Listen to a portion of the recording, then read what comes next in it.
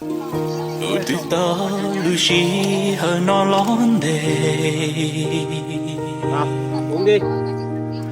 nụ nở cu từng bao xóa từ lo cho Uống đi anh Trung ơi. nụ nở sơ qua kê nở khó chớ nọ trên chỉ tơ tiệt có yêu cụ tư tia nói cậu âm biên ấy thì ở ta bu lu chỉ hờ thông ở ta bu lu trái nó ta ca kết cho cũ có yêu nhau đời cũ ý xa xua tay kỳ thao cũ khi Lúc nào giờ cuối tuần thì bé mua xí nó cho phong như chỉ mấy họ luôn chủ sai bé mua xí bé mua nó cá chi càng cường cầu nó cho phong như nó cho phong như giờ ta mê linh từ nhóc quần ninh nó chê tây thầu bánh xí dù cái cặp đám mình nó luôn đó cho phong như đó.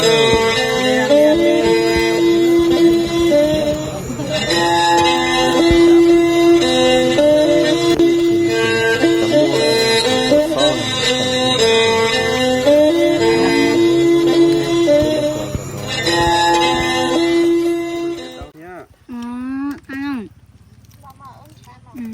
Cắt mấy cắt kia đi, đấy nó Cho một tốt tí rồi. nó miếng nắm bát mình thử nha Cho tí này chín tao lên bên này đi, cắt tao lên. ta xin lo chê sai lo chê cụ giờ tùa non tàu lùa he cụ lọt luôn ơi cho phong dư vì tè ta xin lo cụ ta tỏ sai plan ơi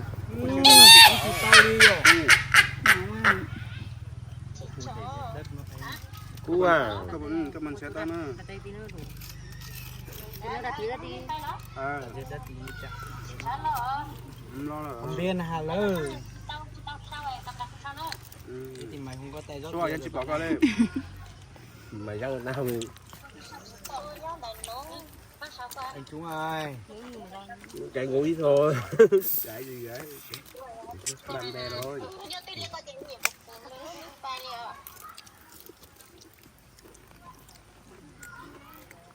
Thằng của bạn này ha.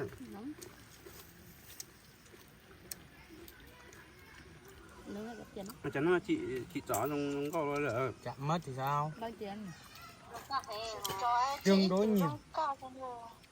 nó này trong câu đó số à số.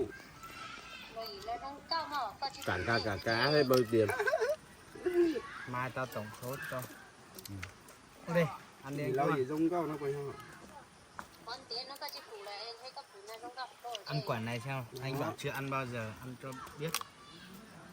cà ngon Nhưng mà rồi cà già thế bạn ơi, ui dồi ôi. ai biết nhìn thấy nó bé tẹo nhìn thấy nó non ăn nó biết Ha, chỉ độ cuốn nào đó. Thế người ăn kiểu đó gì? Già lắm.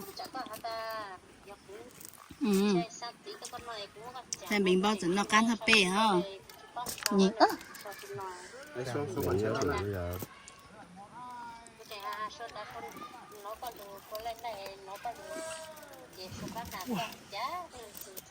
Không đi. ủa rồi Nó là của tao so nên nó bỏ nhưng cũng một hồi này đi bỏ nữa. Mình chỉ bỏ xôi nhá.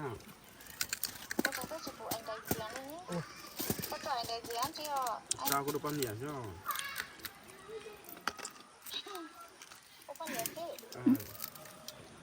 nó lại thôi bây giờ Cho trong đây tại ảnh cái tốt rồi thế mà. Thế mọi ít tuổi con nhỉ mà tụi nó con dựa đất nào là con nhỉ mà. bao ngày nó ăn kiêng phải xương giờ ăn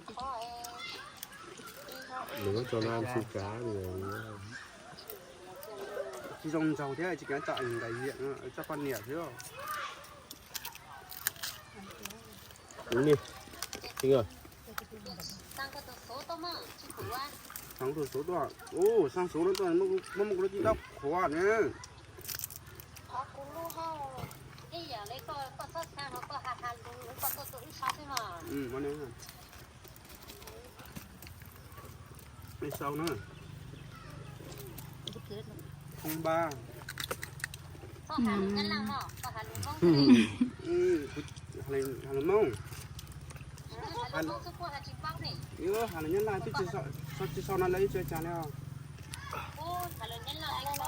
quá hết quá thế à thế đâu mấy cái ôi dồi lệ của cha hạt mông này hạt chán rồi Xuân ý xuân o nó ý xuân o xuân cái sau nữa ai cô chỉ còn này quả lúc không anh gì mình mới quả lúc không đây nữa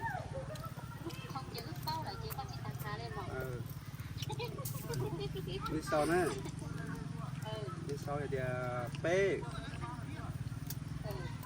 đó pe lô chi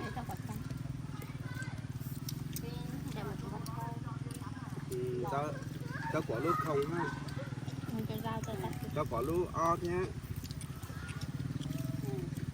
cho quả lúc y nhé đưa gì thế lúc chuột Đưa cái này cho mẹ nào. Con cần cái to hơn nè. chán nhỉ gan đã sao bạn tôi đeo có ai rót bia kiệt rồi Chân được bùa nhuận hết chị không biết đâu mà. của tay tao là nó có bóng này số nữa đi chắc chẳng của có gia vị từ trên trời rơi xuống ngon